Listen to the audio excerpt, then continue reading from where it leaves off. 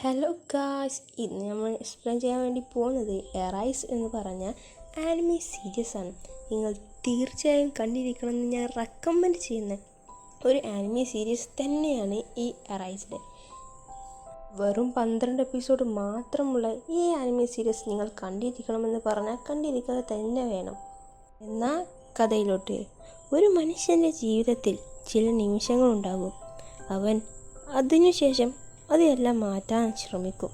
ഇതാണ് എറൈസ്ഡ് എന്ന ordinary manga ആർട്ടിസ്റ്റായ സട്ടോറോ ഫുജിനയുടെ കഥ. അവനൊരു കഴിവുണ്ട്, പ്രത്യേക ഒരു കഴിവാണ് റിവൈവൽ. അഥവാ ഏതെങ്കിലും ദുരന്തം സംഭവിക്കുന്നതിന് മുൻപായി സംഭവിക്കുന്നതിന് കുറച്ച് നിമിഷങ്ങൾ പുറകോട്ട് പോകാനുള്ള ഒരു എബിലിറ്റി. സട്ടോറോ ഒരു ഡെലിവറി ബോയാണ്.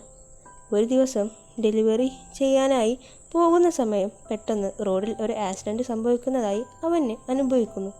അവൻ റിവൈവൽ പവർ കൊണ്ട് സമയം റിവൈൻഡ് ചെയ്ത് അവിടെയുള്ള ആ കുട്ടീനെ അവൻ രക്ഷിക്കാൻ ശ്രമിക്കുന്നു.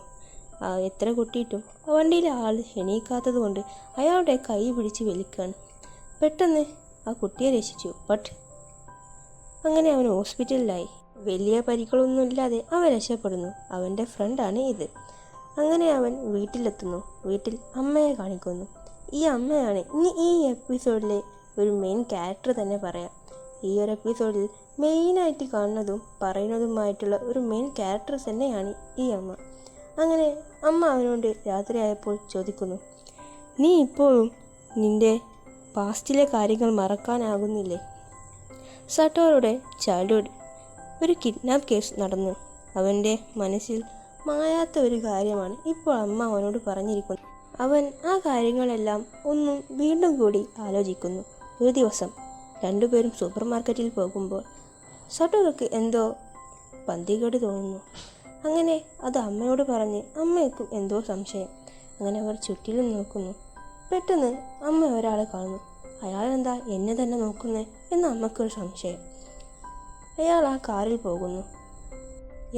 എനിക്കെന്തോ ഇയാളെ ഭയങ്കര സംശയം. അതേ കണ്ണുകൾ. അങ്ങനെ അയാൾ ആ കാറിൽ പോകുമ്പോൾ അമ്മ അയാളുടെ കാറിൻ്റെ ഫോട്ടോ എടുത്തു വെക്കുന്നു. അമ്മ അങ്ങനെ ചെയ്തത് കണ്ട് അവൻ അന്തം വിട്ട് നോക്കുന്നു.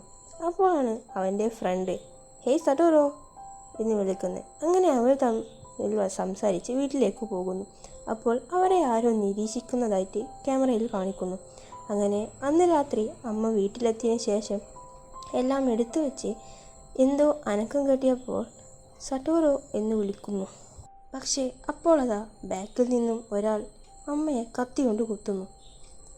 ഒന്ന് നെട്ടിയെങ്കിലും അമ്മ പെട്ടെന്ന് സട്ടോറോയെ വിളിക്കാൻ കൈ ഓങ്ങുന്നു. പക്ഷേ അദ്ദേഹം അമ്മ മൊബൈൽ എടുത്തു വെക്കുന്നു.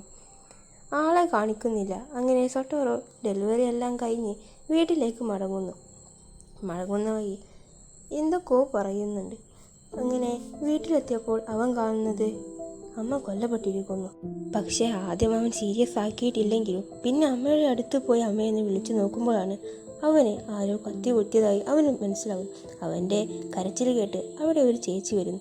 ആ ചേച്ചി അവൻ്റെ കയ്യിലെ ചോര കണ്ടിട്ട് കരയുന്നു. ആ ചേച്ചി അവൻ തന്നെയാണ് കൊന്നത് എന്ന് പറയുന്നു. അങ്ങനെ പോലീസുകാർ വരുന്നു. നീയാണോ സട്ടോറോ എന്ന് ചോദിക്കുകയാണ്. ഭയന്ന് പേടിച്ച് നമ്മളെ സട്ടോറോ അവിടുന്ന് പോകുകയാണ്. അവൻ എന്തോ ആരോ കണ്ടതുപോലെ അവന് തോന്നുന്നു. പക്ഷേ പെട്ടെന്ന് റിവൈവൽ സംഭവിച്ച് പക്ഷേ ആ സെക്കൻഡുകൾ മാത്രമല്ല ബാക്കൊക്കെ പോയത്. 18 വർഷം മുമ്പ് അവൻ്റെ സ്കൂൾ കാലഘട്ടത്തിലേക്കാണ്. ആരാണ്, എന്താണ് സംഭവിച്ചത്, എന്താണ് അവൻ്റെ പാസ്റ്റിൽ സംഭവിച്ചത്, ആരാണ് ആ കണ്ണാടിട്ട് വന്നത് എന്നെല്ലാം പറഞ്ഞ് ഈ എപ്പിസോഡ് ഇവിടെ അവസാനിക്കുന്നു.